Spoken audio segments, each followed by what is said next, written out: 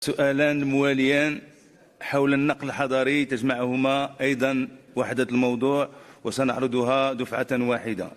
البداية فريق التجمع الوطني للأحرار، وموضوعه وضعية النقل الحضري بالمدن.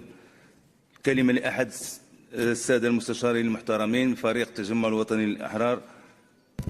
تفضلوا سيد محمد سيد الرئيس، سؤالنا يتمحور حول إشكالية النقل الحضري. شكرا سيدي.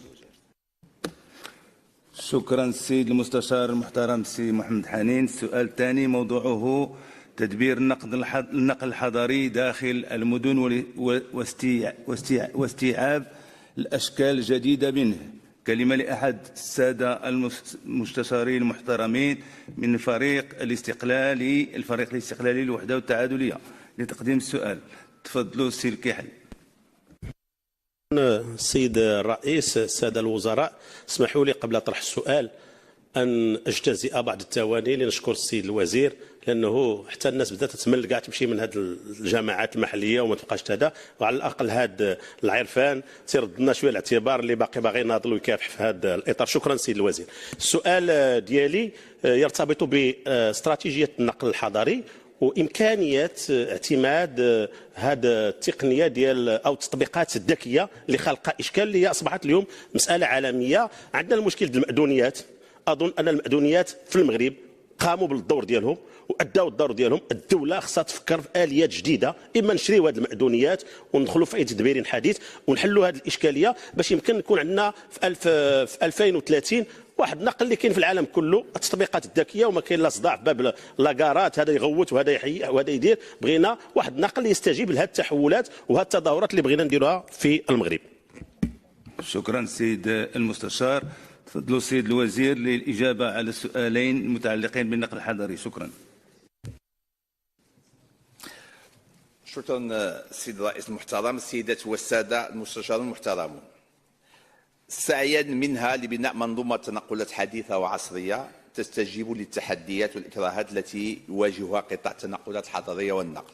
تعمل وزارة الداخلية على التطوير المستمر لهذا القطاع من كل جوانبه، وذلك من خلال اتخاذ مجموعة من التدابير والإصلاحات، أهمها تمويل مشاريع المهيكلة للنقل كالترامواي بالرباط والدار البيضاء والحافلات المستوى العالي للخدمات الدار البيضاء وأكادير من خلال صندوق مواكبة إصلاحات النقل الحضري والرابط بين المدن الخاط بشراكة مع الجماعات الترابية المعنية، كما تم إطلاق الدراسات المتعلقة بهذه الحافلات على مستوى مدن الرباط، مراكش، طنجة وفاس، بالارتكاز على تقارير التتبع الميداني والدراسات والتشخيصات ومختلف التقارير بخصوص القطاع، وأخذا بعين الاعتبار لكل النواقص والاختلالات التي عرفها هذا المرفق الحيوي.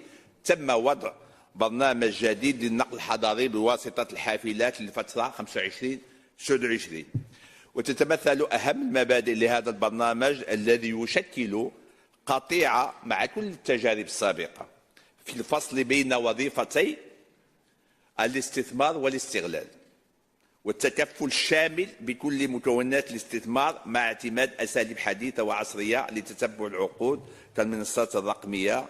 ويروم هذا البرنامج توفير خدمات مستدامة وعالية الجودة للمتفقين، وتبلغ الكلفة الإجمالية للاستثمار المخصص لهذا البرنامج 11 مليار درهم، تخص 37 سلطة مفوضة وتهم كافة مكونات التدريب المفوض من اقتناء 3746 حافلة. باش اليوم عندنا إشكالية كبيرة ديال النقل عبر الحافلات داخل المدارات الحضرية للمدن. حافلات مهترئة، طريقة العمل يعني ماشية، هادشي كامل ماشي المغرب ديال اليوم، ماشي المغرب اللي بغيناه. لهذا تقرر بأن نسدوا هذا الباب ونبداو باب جديد. باب جديد شنو فيه؟ فصل تام بين الاستثمار وبين التسيير.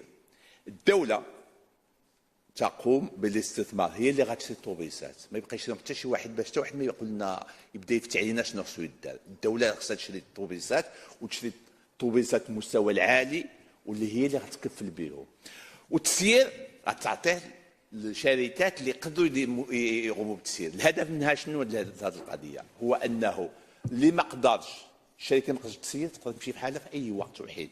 بينما الان كيكون السيد دار الاستثمار ديالو في الحافلات، حين تقول له ما خدامش كيقول الحافلات ديالي اش غندير. اذا غنشدوا على هذا الباب ونبداو طريق جديده. في هذا الاطار بدينا بالمدن الاوليه اللي بدينا بها، بدينا بفاس، مراكش، طنجه، تطوان، اكادير وبن سليمان. طلبات العروض خرجوا، يتم فتح الاظرفه فيما يخص الحافلات. تنظن في Every second, our heart expands and contracts to pump blood throughout the body. في الشهر في 15 يناير المقبل غنشريو 1317 حافله. لا، غيتفتح في 15 مارس ان شاء الله. ان شاء الله 15 مارس باش نشريو 1317 حافله.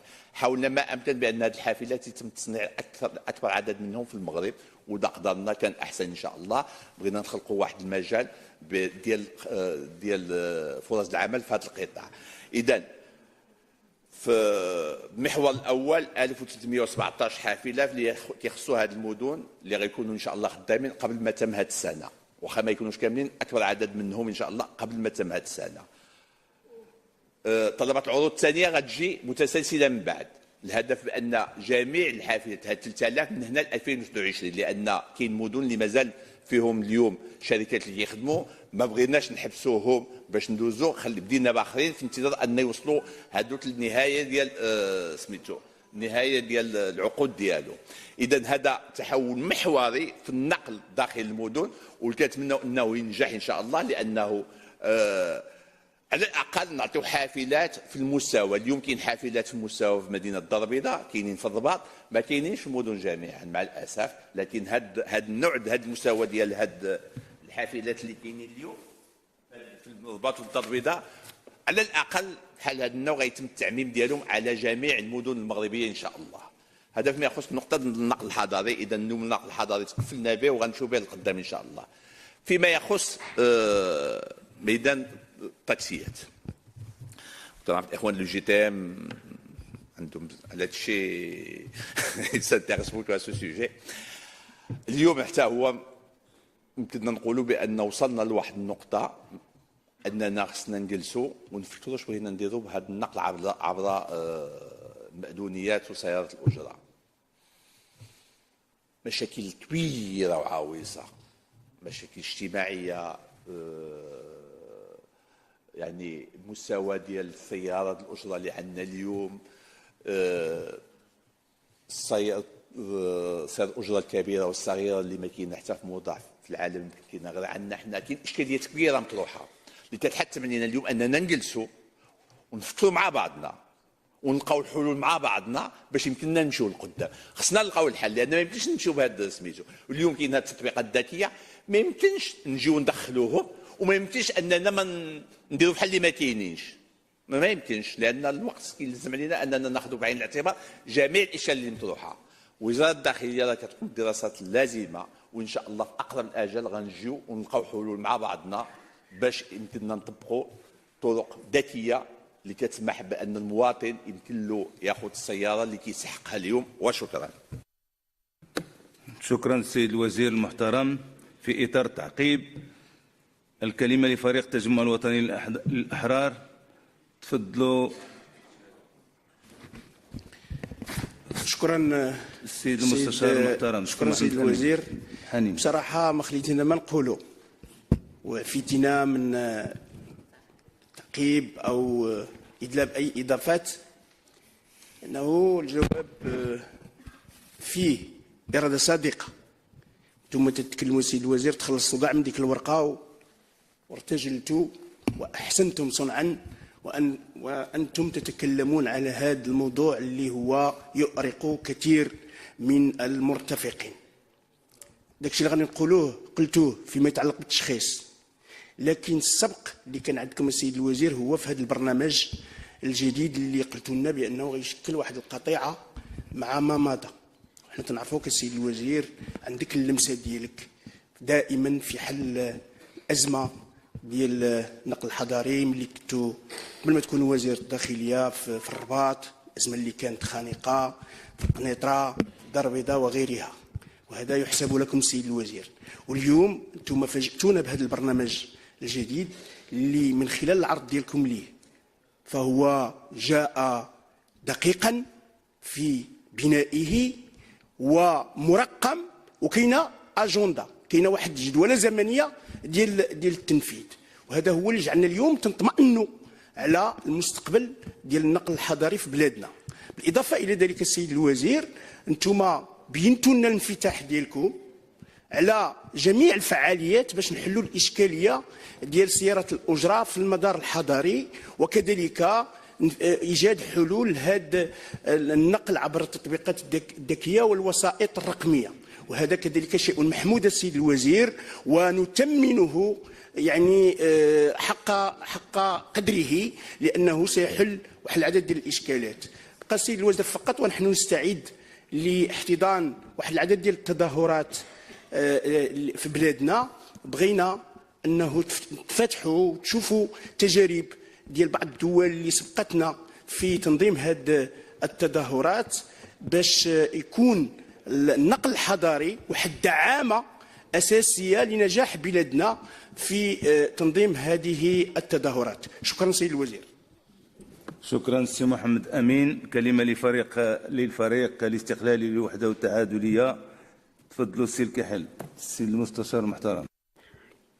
شكرا سيد الوزير، جواب مطمئن من حيث استعاده الدوله للاستثمار، باش ما يبقاش شي واحد يقول لنا هادو حافلات ديال الخرده وهادو حافلات ديال كذا. اذا وثم العداله المجاليه، لانه كاين جماعات ومناطق اللي عندها هذه الامكانات وكاين جماعات اللي ما عندهاش، وبالتالي التضامن تفرض هذا المجال فيما يتعلق بالنقل عبر الحافلات.